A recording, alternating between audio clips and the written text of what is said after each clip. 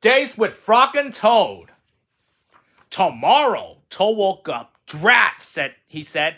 This house is a mess. I have so much work to do. Frog looked through the window. Toad, you were right, said Frog. It is a mess. Toad pulled the covers over his head. I will do it tomorrow, said Toad. Today I will take life easy. Frog came into the house. Toad, said Frog, your pants and jacket are lying on the floor. Tomorrow, said Toad from under the covers. Your kitchen sink is filled with dirty dishes, said Frog. Tomorrow, said Toad. There is dust on your chairs. Tomorrow, said Toad. Your windows need scrubbing, said Frog. Your plants need watering. Tomorrow, cried Toad. I will do it all tomorrow. Toad sat on the edge of his bed. Blah, said Toad. I feel down in the dumps. Why? Asked Frog. I'm thinking about tomorrow, said Toad. I am thinking about all of the many things that I will have to do. Yes, said Frog. Tomorrow will be a very hard day for you. But Frog, said Toad, if I picked up my pants and jacket right now, then I will not have to pick them up tomorrow, will I? No, said Frog, you will not have to. Toad picked up his clothes. He put them in a closet. Frog, said Toad, if I wash my dishes right now, then I will not have to wash them tomorrow, will I? No, said Frog, you will not have to. Toad washed and dried his dishes. He put them in a cupboard. Frog, said Toad, if I dust my chairs and scrub my windows and water my plants right now, then I will not have to do it tomorrow, will I? No, said Frog, you will not have to do any of it. Toad dusted his chairs. He scrubbed his windows. He watered his plants. There, said Toad, now I feel better. I am not in the dumps anymore. Why? Asked Frog. Because I have done all that work, said Toad. Now I can save time for something that I really want to do. What is that? Asked Frog. Tomorrow, said Toad. I could just take life easy. Toad went back to bed. He pulled the covers over his head and fell asleep. The kite! Frog and Toad went out to fly a kite. They went to a large meadow where the wind was strong. Our kites will fly up and up, said Frog. It will fly all the way up to the top of the sky. Toad, said Frog, I will hold the ball of string. You hold the kite and run.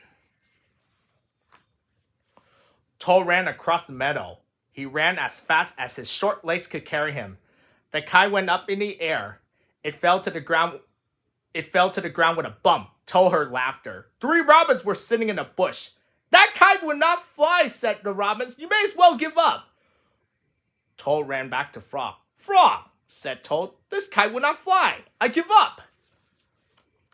We must make a second try, said Frog. Wave the kite over your head. Perhaps that will make it fly. Toad ran back across the meadow. He waved the kite over his head. The kite went up in the air and then fell down with a thump. What a joke, said the robins. That kite will never get off the ground. Toad ran back to Frog. This kite is a joke, he said. It will never get off the ground. We have to make a third try, said Frog. Wave the kite over your head and jump up and down. Perhaps that will make it fly. Toad ran across the meadow again. He waved the kite over his head. He jumped up and down. The kite went up in the air and crashed down into the grass. That kite is junk, said the robins. Throw it away and go home. Toad ran back to Frog. This kite is junk, he said. I think we should throw it away and go home. Toad, said Frog, we need one more try. Wave the kite over your head, jump up and down, and shout, up, kite up! Toad ran across the meadow. He waved the kite over his head. He jumped up and down. He shouted, up, kite up! The kite flew into the air. It climbed higher and higher. We did it! Cried Toad. Yes, said Frog, if a running try did not work, and a running and waving try did not work, and a running, waving, and jumping try did not work, I knew that a running, waving, jumping, and shouting try just had to work. The robins flew out of the bush, but they could not fly as high as the kite. Frog and Toad sat and watched their kite. It seemed to be flying way up at the top of the sky. Shivers! The night was cold and dark. Listen to the wind howling in the trees, said Frog. What a fine time for a ghost story. Toad moved deeper into his chair. Toad, asked Frog, don't you like to be scared? Don't you like to feel the shivers? I'm not too sure, said Toad. Frog made a fresh pot of tea. He sat down and began a story. When I was small, said Frog, my mother and father and I went out for a picnic. On our way home, we lost our way. My mother was worried. We must get home, she said. We do not want to meet the old dark frog. Who is that? I asked. A terrible ghost, said my father. He comes out at night and eats little frog children for supper. Toad sipped his tea. Frog, he asked. Are you making this up? Maybe yes and maybe no, said Frog. My mother and father went to search for a path, said Frog. They told me to wait here until they came back. I sat under a tree and waited. The woods became dark. I was afraid. Then I saw two huge eyes. It was the old dark frog. He was standing near me. Frog, asked Toad, did this really happen? Maybe it did, and maybe it didn't, said Frog. Frog went on with the story. The dark frog pulled a jump rope out of his pocket. I am not hungry now, said the dark frog. I had eaten too many tasty frog children, but after I jump rope 100 times, I will be hungry again, then I will eat you. The dark frog tied one end of the rope to a tree. Turn for me, he shouted. I turned the rope for the dark frog. He jumped 20 times. I'm beginning to get hungry, said the dark frog. He jumped 50 times. I'm getting hungrier, said the dark frog. He jumped 90 times. I'm very hungry now, said the dark frog. What happened then? Asked Toad. I had to save my life, said Frog. I ran around and around the tree with the rope. I tied up the old dark frog. He roared and screamed. I ran away fast. I found my mother and father, said Frog. We came safely home. Frog, asked Toad, was that a true story? Maybe it was and maybe it wasn't, said Frog. Frog and Toad sat close by the fire. They were scared. The teacup shook in their hands. They were having the shivers. It was a good warm feeling. The hat! On Toad's birthday, Frog gave him a hat. Toad was delighted. Happy birthday, said Frog. Toad put on the hat. It fell down over his eyes. I'm sorry, said Frog. That hat is much too big for you. I will give you something else. No, said Toad. This hat is your present to me. I like it. I will wear it the way it is. Frog and Toad went for a walk. Toad tripped over a rock. He bumped into a tree. He fell in a hole. Frog, said Toad, I can't see anything. I will not be able to wear your beautiful present. This is a sad birthday for me. Frog and Toad were sad for a while. Then Frog said, Toad, here's what you must do. Tonight when you go to bed, you must think some very big thoughts. Those big thoughts will make your head grow larger. In the morning, your new hat may fit. What a good idea, said Toad.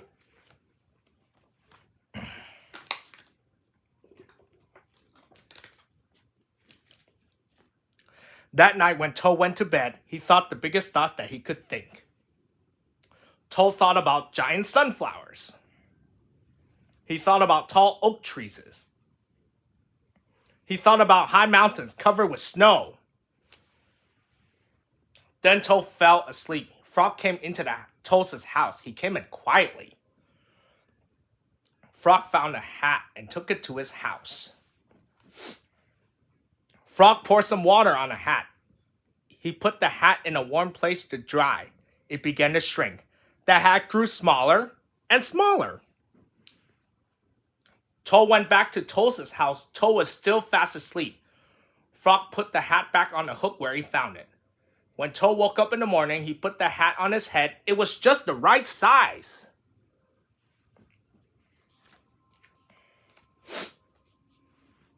Toad ran to Frog's house. Frog! Frog! He cried. All those big thoughts had made my head much larger. Now I can wear your present. Frog and Toad went for a walk.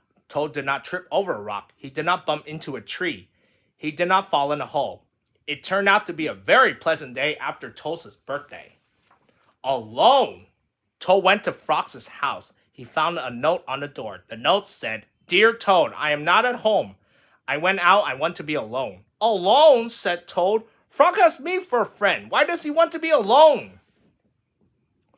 Toad looked through the windows. He looked in the garden. He did not see Frog. Toad went to the woods. Frog was not there. He went to the meadow. Frog was not there. Toad went down to the river. There was Frog. He was sitting on an island by himself. Poor Frog, said Toad. He must be very sad. I will cheer him up. Toad ran home. He made sandwiches. He made a pitcher of iced tea. He put everything in the basket. Toad hurried back to the river. Frog! He shouted, it's me! It's your best friend, Toad! Frog was too far away to hear. Toad took off his jacket and waved it like a flag. Frog was too far away to see. Toad shouted and waved, but it was no use. Frog sat on the island. He did not see or hear Toad. A turtle swam by. Toad climbed on the turtle's back. Turtle, said Toad, carry me to the island. Frog is there. He wants to be alone. If Frog wants to be alone, said the turtle, why don't you leave him alone? Maybe you were right, said Toad. Maybe Frog does not want to see me. Maybe he does not want to be his friend anymore. Oh, maybe he does not want me to be his friend anymore. Yes, maybe, said the turtle as he swam to the island. Frog, cried Toad, I am sorry for all the dumb things that I do. I am sorry for all the silly things that I say. Please be my friend again. Toad slipped off the turtle. With a splash, he fell in the river. Frog pulled Toad up upon the island. Toad looked in the basket. The sandwiches were wet. The pitcher of iced tea was empty. Our lunch is spoiled, said Toad. I made it for you, Frog, so that you will be happy. But Toad, said Frog, I am happy. I am very happy. This morning when I woke up, I felt good because the sun was shining. I felt good because I was a frog. And I felt good because I have you for a friend. I wanted to be alone. I wanted to think about how fine everything is. Oh, said Toad, I guess that is a very good reason for wanting to be alone. Now, said Frog, I will be glad not to be alone. Let's eat lunch. Frog and Toad stayed on the island all afternoon. They ate wet sandwiches without iced tea. They were two close friends sitting alone together. The end.